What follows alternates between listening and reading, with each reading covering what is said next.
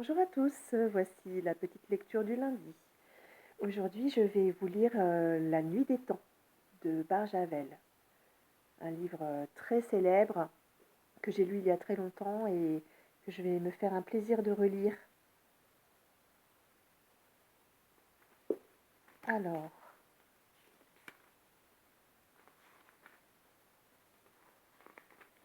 voilà, on commence.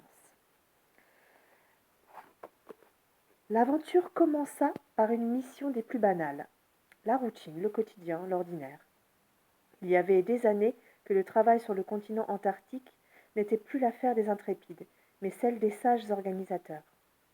On avait tout le matériel qu'il fallait pour lutter contre les inconvénients du climat et de la distance, pour connaître ce qu'on cherchait à savoir, pour assurer aux chercheurs un confort qui eût mérité au moins 3 étoiles.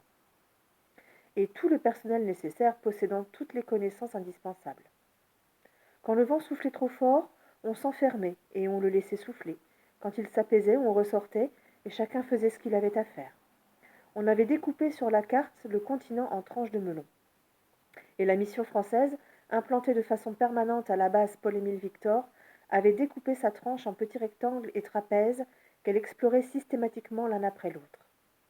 Elle savait qu'il n'y avait rien d'autre à trouver que de la glace, de la neige et du vent, de la glace et de la neige. Et au-dessous, des roches et de la terre comme partout.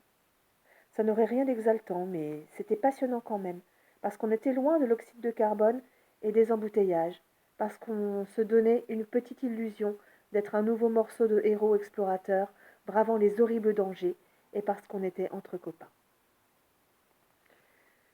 Voilà le début de ce livre. J'espère que ça vous aura donné envie de le lire à votre tour.